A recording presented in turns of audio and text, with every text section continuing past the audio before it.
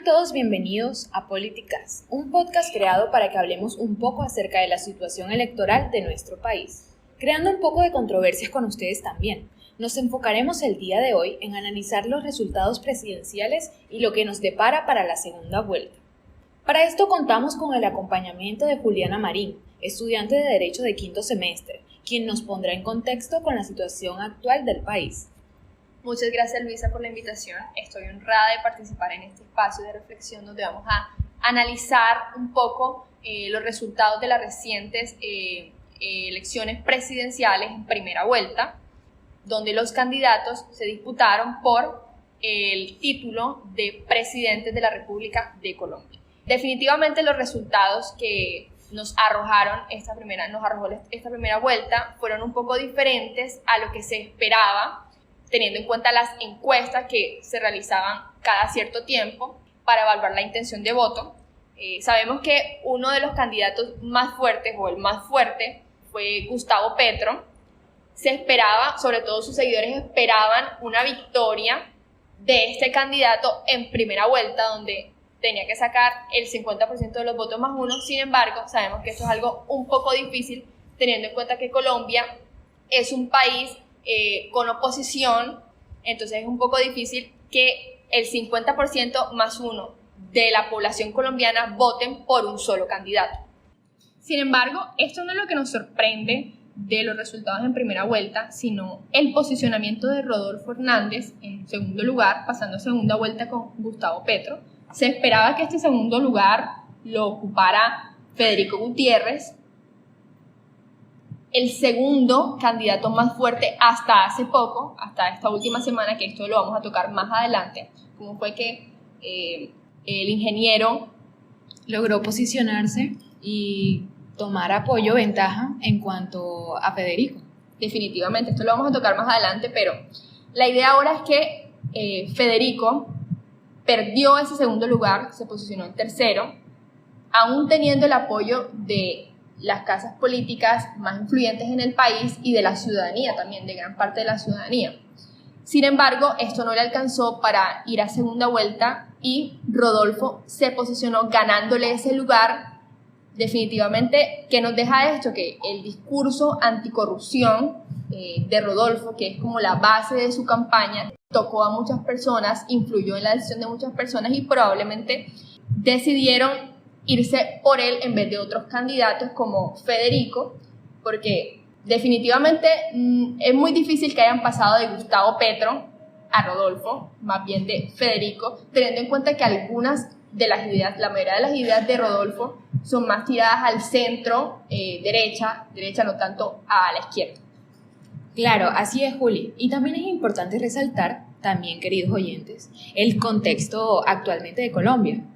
Un país polarizado, cansado de la desigualdad, con ganas de cambio. Un país que económicamente aún no logra reponerse de la pandemia y que reclama ser priorizado desde las políticas públicas equitativas, desde las oportunidades laborales, educativas, sociales, con un sistema de salud robusto. Un país con una gran fuerza en la juventud que a mitad de la pandemia se levantó en contra de una reforma que priorizaba los recursos en favor de los grupos económicos, en lugar del ciudadano común. Un país que ha vivido todo un estallido social, que poco confía en los discursos tradicionales y amenazas con quitarles el poder a cualquiera que ofrezca una oportunidad diferente que les represente.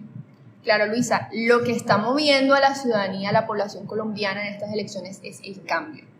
Creo que lo que posicionó a Rodolfo Hernández, además de una excelente campaña en redes, es el discurso de anticorrupción, de cambio, que gracias a su jefe de debate logró influir en la opinión, en el voto de la mayoría de colombianos, de casi 5 millones de ciudadanos colombianos que votaron en esta primera vuelta. Y claro, es notorio el resentimiento del pueblo colombiano. Por otro lado, podemos concluir que también a Federico lo describen como un populista de derecha que incluso lo comparan con Donald Trump. Pues definitivamente es una opinión un poco subjetiva. Probablemente algunos dicen que Federico representa la continuidad de este gobierno y de los políticos que han estado gobernando a través de los últimos 20 años, básicamente, nuestro país. y también lo comparan mucho al gobierno de Trump.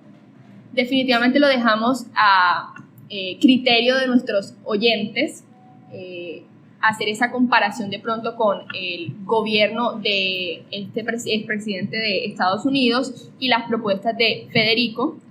Yo no lo llevaría de pronto hasta ese nivel. Definitivamente sí considero que se podría decir que Federico representa la continuidad, de pronto por las alianzas que tiene, pero no lo llevaría tanto como a esa comparación de decir que es como el gobierno de Donald Trump.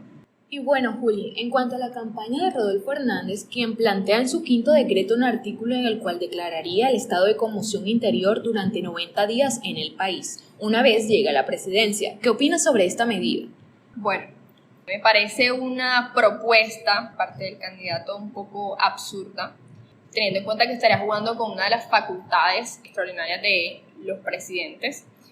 Para contextualizar un poco, el estado de conmoción interior está estipulado dentro del artículo 213 de la Constitución Política de Colombia, que le permite al presidente declarar este estado y gobernar por medio de decretos con fuerza de ley en caso de situaciones de emergencia extraordinarias. Por eso lo llamo una facultad extraordinaria, cuando hay, leo literalmente, casos de grave perturbación del orden público que atente de manera inminente contra la estabilidad institucional, la seguridad del Estado o la convivencia ciudadana.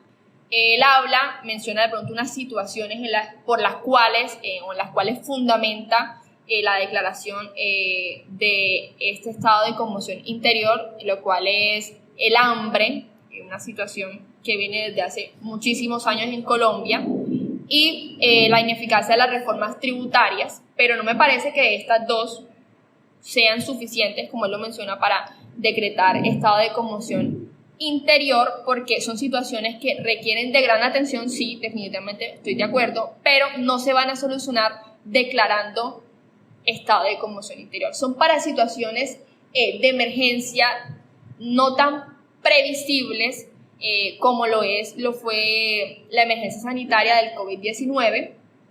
No se aplica, en mi concepto, para situaciones como el hambre o la ineficacia de las reformas tributarias, que son asuntos que se pueden tratar de otra manera. Claro, y que a unos les emociona y a otros les asusta, puesto que el ingeniero, a unos días de posicionarse, trata de llevar esta medida y pues es un poco controversial. Realmente la controversia es lo que ha movido la campaña de Rodolfo.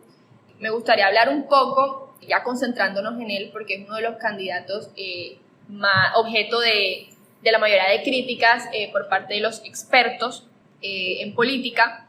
El discurso de este candidato es la anticorrupción, acabar con los políticos corruptos, no darle continuidad a este gobierno. Muchos lo comparan con el discurso de Gustavo Petro, las propuestas de él dicen que son muy parecidos. Incluso el mismo Gustavo Petro en la plataforma Twitter mencionó que estaba de acuerdo con que sí, que le parecía que muchas de las propuestas de Rodolfo eran parecidas a la de él, que porque no hacían un pacto, se unían, que independientemente de quién quedara en la presidencia, digamos que ambos iban hacia el mismo horizonte, ¿no? Que era acabar con la corrupción. No obstante, las personas que han declarado su apoyo a la campaña de Rodolfo Hernández, asimismo como el candidato Federico Gutiérrez, quien declaró que iba a votar, a apoyar a Hernández en segunda vuelta, se siembra un poco de duda en los ciudadanos quienes se debaten si estas influencias, de pronto las personas que han declarado su apoyo a la campaña de Rodolfo Hernández tienen alguna influencia en ella, y si este candidato representa el continuismo, como se decía, de Federico Gutiérrez. Sí, Juliana, y agregando a eso, el proceso en curso por corrupción en el cual está implicado Rodolfo Hernández deja mucho que pensar para la sociedad colombiana, puesto que aquellos que han decidido dar su apoyo al candidato resulta un poco contradictorio con las propuestas que ha planteado desde el principio en su campaña. No obstante, dejamos al criterio de nuestros oyentes su opinión respecto a si este candidato sería el indicado para poder representar el cambio que la población colombiana necesita. Y bueno, si quieren saber más acerca de este tema de política colombiana, los invito a que sigan sintonizando nuestro canal. Fue un gusto compartir con ustedes y los estaremos viendo en otra emisión.